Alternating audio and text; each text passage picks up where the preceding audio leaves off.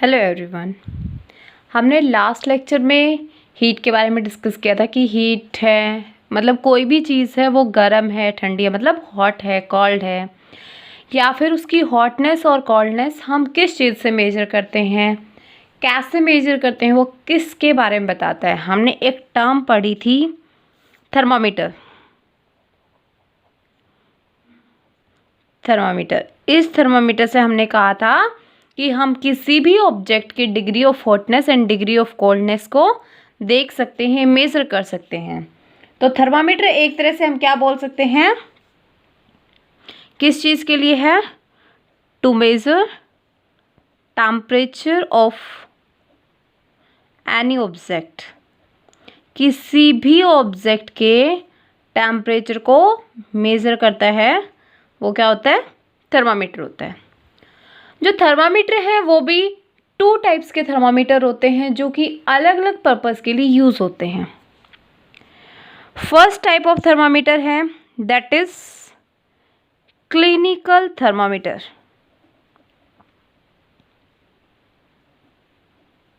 And second one is laboratory thermometer. Most commonly यही दो thermometers हैं। आजकल कुछ डिजिटल थर्मामीटर हैं, मतलब एक दो एक्स्ट्रा थर्मामीटर भी हैं जिनकी डिस्कवरी हो चुकी है, लेकिन जो मोस्ट कॉमनली हम स्टडी करते हैं वो है clinical thermometer and laboratory thermometer. अगर आपको याद हो, या फिर अभी तो कोरोना का सीजन भी चल रहा है ना, तो क्या होता है कि मान लो आपको क्या फील हो रहा है, फीवर फील हो रहा है, ठीक है, तो आप फीवर चेक कराने के लिए डॉक्टर के पास जाते हैं, या फिर आपके घर में कोई ना कोई थर्मामीटर अवेलेबल होगा, ठीक है। तो क्या होता है कि उस थर्मामीटर से हम अपनी बॉडी का टेम्परेचर चेक कर सकते हैं। आपने एक ग्लास में वाटर लिया और जिस थर्मामीटर से आपने अपनी बॉडी का टेम्परेचर चेक किया है, उसी थर्मामीटर से आप चाहते हैं कि आप इस पानी का भी टेम्परेचर चेक करें उस थर्मामीटर को लगा के, तो क्या आप कर सकते हैं इसे? इमेजिन, अगर किसी के घर में हो तो करके देखना। आप इस थर्मामीटर से वो चेक नहीं कर सकते। पानी की हॉटनेस और कोल्डनेस को मेजर करने के लिए डिफरेंट थर्मामीटर होता है, और हमारी बॉडी का टेम्परेचर चेक करने के लिए डिफरेंट थर्मामीटर होता है। दोनों अलग टाइप के थर्मामीटर होते हैं, जो कि क्लिनिकल थर्मामीटर है और लेबोरेटरी थर्मामीटर है। क्लिनिकल थर्मामीटर जब हमें फीवर होता है उसको चेक करने के लिए, हमारे बॉडी टेम्परेचर को मेजर करने के लिए क्लिनिकल थर्मामीटर का यूज़ किया जाता है। जबकि कोई भी, मान लो किसी भी बीकर में कुछ भी लिया आपने, आपका घर पे दूध है या फिर कोई भी ऐसी गर्म चीज़ है, पानी है, तो उसका टेम्परेचर अगर आपको मेज़र करना हो तो लेबोरेटरी थर्मामीटर यूज़ किया जाता है। ये मेनली लैब्स में मिलता है आपको। जब एक्सपेरिमेंट करते हैं तो उसमें एक प्रॉपर एप्रोप्रिएट टेम्परेचर की रिक्वायरमेंट होती है, तो उस टेम्परेचर को चेक करने के लिए इस थर्मामीटर का लैब्स में इस्तेमाल किया जाता है। और इसका या तो डॉक्टर रखता है इसे, या फिर घरों में सब लोग रखते हैं कि घर पे ही वो फीवर चेक कर सके। ये लगे कि आप क्या करते हैं, स्कूल की छुट्टी करनी है, ठीक है, तो क्या करेंगे, फीवर का बहाना लगा देंगे। आप कहेंगे बॉडी गर्म नहीं है लेकिन ना मुझे बुखार है, मुझे फील हो रहा है ऐसा। क्यों? बहुत बार करते हैं ना। तो क्या होता है, उस टाइम पे आपके पेरेंट्स बहुत चालाक होते हैं, वो क्लिनिकल थर्मामीटर रखते हैं और उससे आपकी बॉडी का टेम्परेचर मेजर कर लेते हैं। उससे पता लग जाता है कि आप कितने हद तक चालाक है ना। चालाक लोमड़ी कहानी पढ़ी होगी ना, कभी तो लाइफ में पढ़ी होगी। छोटे बच्चे हैं तो उस टाइम पे पढ़ते होंगे, चालाक लोमड़ी के नाम से कुछ स्टोरी आती। तो ये दो टाइप के थर्मामीटर हैं, और इन दोनों टाइप के थर्मामीटर में ही जब इसका टेम्परेचर मेजर किया जाता है, तो ये जैसे मान लो कोई रफ थर्मामीटर है तो इसमें मरकरी होता है आगे की साइड, तो इनको हम मरकरी थर्मामीटर भी बोलते हैं। क्योंकि जैसे ही क्या होगा, कोई भी चीज़ अगर गर्म है तो क्या होगा, वो हीट इसमें ट्रांसफ़र होगी इस मरकरी के अंदर, और फिर इस मरकरी का लेवल राइज होते होते एक्सटेंड होता है आगे की साइड, ठीक है। तो इस मरकरी की मेजरमेंट से ही हम बता सकते हैं कि टेम्परेचर कितना होगा। तो आज हम स्टडी करेंगे क्लिनिकल थर्मामीटर।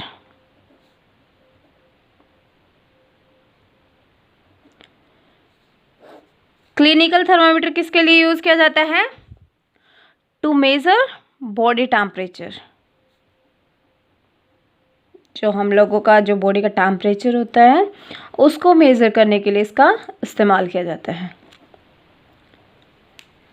ठीक है, तो हमें ऐसे कैसे पता चलेगा कि ठीक है हमने थर्मामीटर तो ले लिया, अब उस थर्मामीटर से हम बॉडी का टेम्परेचर मेजर कर रहे हैं, हमने डॉक्टर को वो भी देख लिया कि कैसे मेजर कर रहा है, हमें वो भी आ गया, लेकिन how we can read it कि इसमें कितना टेम्परेचर हो गया इसका। हमारी बॉडी का सबसे पहले तो हमारी बॉडी का टेम्परेचर मेजर करेंगे, तो हमारी बॉडी का नॉर्मल टेम्परेचर भी तो पता होना चाहिए कि क्या होता है, उसके बिना तो ऐसे ही स्टैंड आउट नहीं कर जाएंगे, आप मेज़र करने नहीं चले जाएंगे। ठीक है, तो हमारी बॉडी का जो टेम्परेचर होता है वो 2 डिग्रीज में मेज़र किया जाता है। एक होता है डिग्री सेल्सियस, ऊपर डिग्री का साइन लगाते हैं और सेल्सियस को सी से रिप्रेजेंट करते हैं। एक होता है डिग्री फ़ारेनहाइट।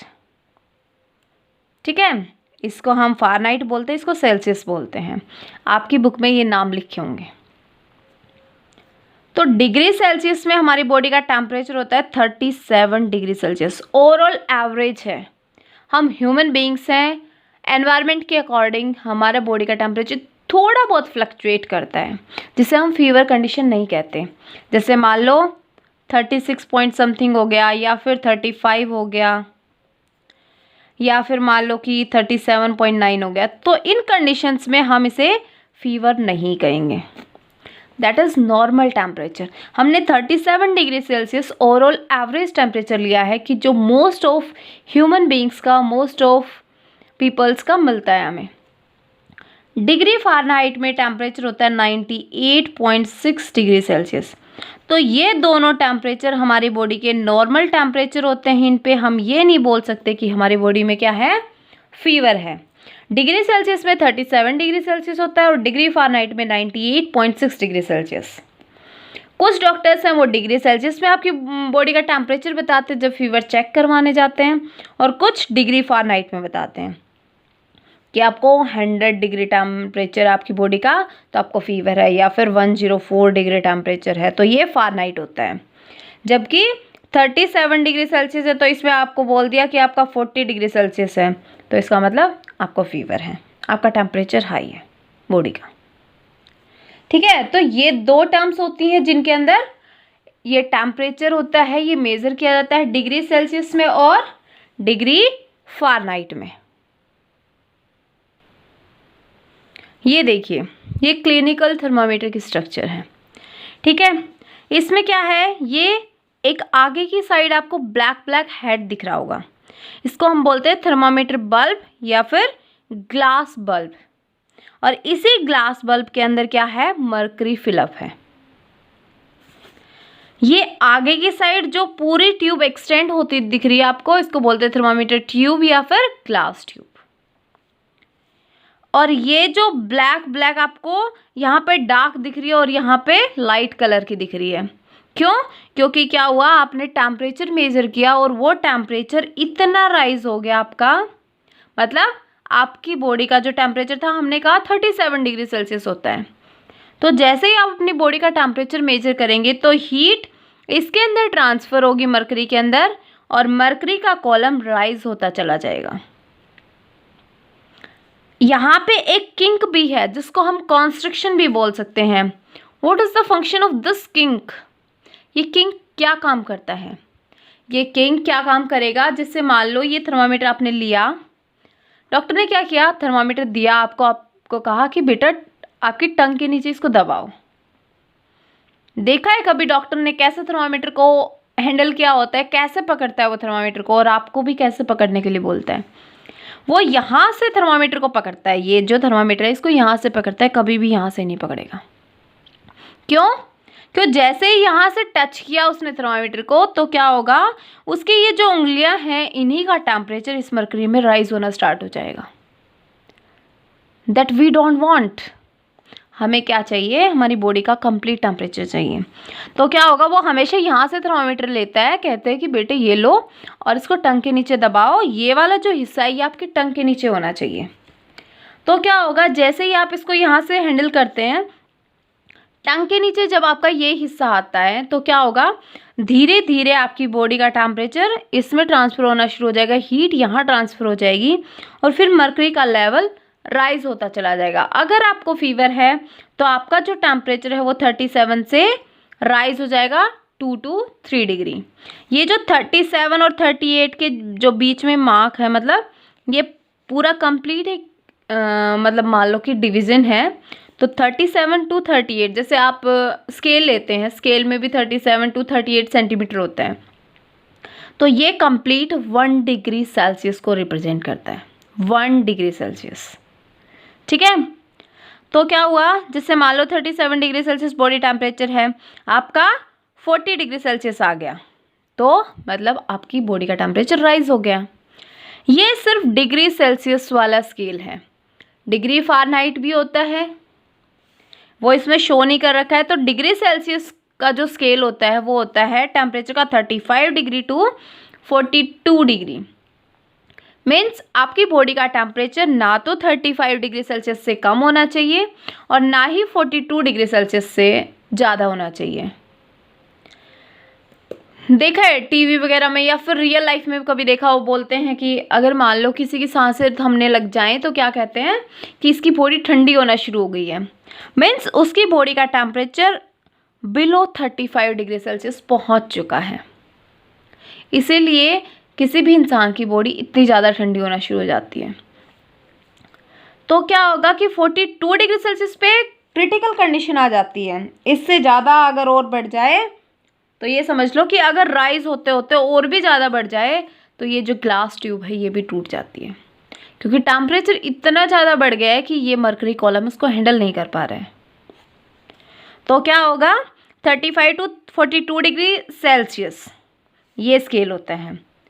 और इसी पे डिग्री फ़ारेनहाइट का स्केल होता है, वो डिग्री फ़ारेनहाइट का स्केल होता है 94 degree Celsius to 94 degree Fahrenheit to 108 degree Fahrenheit. जैसे यहाँ पे डिग्री सेल्सियस है वैसे यहाँ पे फ़ारेनहाइट का भी स्केल होता है।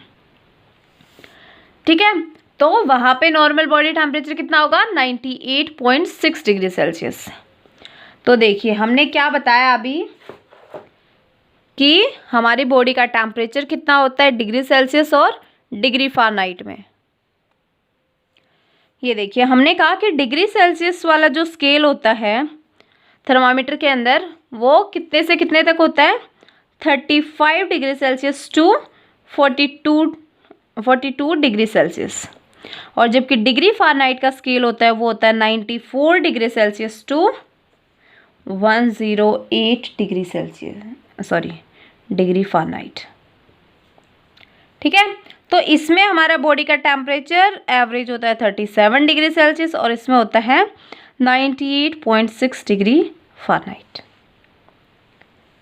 ठीक है, तो अब क्या कह रहा है कि जो रेंज है ना तो इससे ज़्यादा होनी चाहिए, ना इससे कम होनी चाहिए और ना इससे ज़्यादा होनी चाहिए। That is almost critical condition, कि डेंजरस कंडीशन जिसे बोलते हैं। फिर हमने कहा कि जो थर्मामीटर था उसके अंदर एक किंक था, एक कॉन्स्ट्रिक्शन था, ये वाला, इसको हमने कहा था किंक। ये किंक क्यों होता है, जैसे ही थर्मामीटर आपके मुंह में दिया डॉक्टर ने, उसके बाद ये तो है नहीं कि आपके मुंह में डला हुआ है थर्मामीटर और उसी टाइम पे डॉक्टर ने टेम्परेचर भी मेज़र कर लिया आपकी बॉडी का, नहीं, वो नहीं देख पाता। वो आपके मुंह से निकलवाता है थर्मामीटर को, अपने हाथ में लेता है और ऐसे पकड़ के फिर उसकी रीडिंग नोट करता है, आपको बताता है कि इतना टेम्परेचर है आपकी बॉडी का। तो आपकी बॉडी के तो टच में रहा ही नहीं वो, तो उसका टेम्परेचर फॉल ऑफ होना चाहिए, गिर जाना चाहिए। जैसे मान लो आपको फीवर था तो आपकी बॉडी का टेम्परेचर 40 डिग्री सेल्सियस था, तो जैसे ही आपने मुंह से बाहर निकाला तो उसका अपने आप टेम्परेचर गिर के 35 डिग्री सेल्सियस पहुंच जाना चाहिए था, नहीं पहुंचा। क्यों नहीं पहुंचा, क्योंकि ये जो किंक होता है ये क्या करता है कि अगर मान लो कि मरकरी जो है वो यहाँ तक पहुँच गई एक्सटेंड होके मरकरी का लेवल, तो उस मरकरी के लेवल को वापस नीचे नहीं गिरने देता, ताकि डॉक्टर हाथ में लेके इजीली उस टेम्परेचर को रीड कर सके। हम लेबोरेटरी थर्मामीटर में देखेंगे कि ऐसा कोई किंक नहीं होता, इसलिए हमें टेम्परेचर उसी बीकर के अंदर, उसी ऑब्जेक्ट के अंदर मेज़र करना होता है, बाहर निकाल के मेज़र नहीं कर सकते। जबकि इसमें बाहर निकाल के तब हम मेज़र करते हैं, तब हम बताते हैं कि इतना टेम्परेचर है बॉडी का। तो ये जो किंक है ये इसी के लिए यूज़फुल है कि वो टेम्परेचर स्लो डाउन नहीं होता, मरकरी का लेवल जितना राइज हुआ है उतना ही रहता है, उससे कम नहीं होता। तो आप कैसे यूज़ कैसे करते हैं, आप डॉक्टर के पास, ये तो है नहीं कि डॉक्टर ने एक जो थर्मामीटर है वो एक के मुंह में दे दिया, फिर उसके मुंह में से निकाल के आपके मुंह में दे दिया बॉडी टेम्परेचर चेक करने के लिए। ऐसा नहीं करता ना डॉक्टर, क्या करता है, एक का बॉडी टेम्परेचर चेक किया, उसके बाद एक बीकर रखा होता है उसके पास, इसमें या तो वो रखता है एंटीसेप्टिक सॉल्यूशन या फिर कोई भी क्लीन वाटर। वो क्या करेगा, इस थर्मामीटर को इसमें डालता है और ऐसे ही डायरेक्ट नहीं डाल देगा, वो क्या करेगा, एक की बॉडी का टेम्परेचर चेक करने के बाद उसको अच्छे से ऐसे हिलाएगा। क्यों हिलाता है वो ऐसे, ताकि जो मरकरी का लेवल राइज हुआ है वो अपने आप फॉल ऑफ हो जाए, ऐसे उसको जर्क देने से, टाइट जर्क। उसके बाद एंटीसेप्टिक सॉल्यूशन में डालता है ताकि वो क्लीन हो जाए, उसकी बॉडी के माइक्रोब्स आपकी बॉडी में एंटर ना करें। फिर उसके बाद आपका टेम्परेचर चेक किया जाता है। ठीक है, तो हमेशा ये ध्यान रखें कि एक इंसान ने अगर मुंह में थर्मामीटर लिया है, अगर डॉक्टर भी ये गलती कर रहा है तो आप उसे मेमोराइज कराइए कि ये गलत है।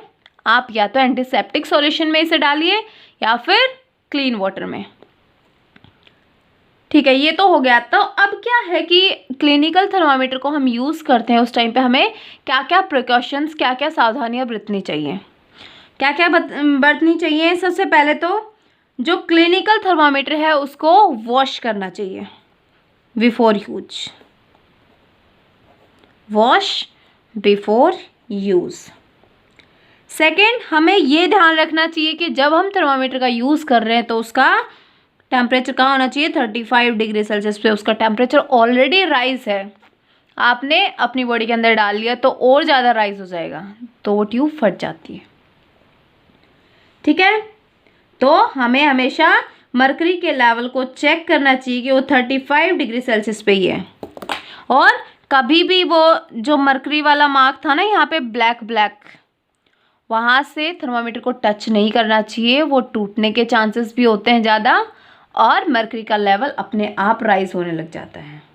हमेशा थर्मामीटर को बैक साइड से पकड़ के रखना चाहिए और कभी भी थर्मामीटर को सनलाइट में नहीं रखना चाहिए। सनलाइट में रखने से उसके ब्रेकेज के चांसेस बढ़ जाते हैं, क्योंकि जैसे ही उसको हीट मिलेगी तो वो अपने आप गर्म होना शुरू हो जाएगा और टेम्परेचर बढ़ना शुरू हो जाएगा। जैसे ही टेम्परेचर बढ़ेगा तो ग्लास ट्यूब फट जाती है।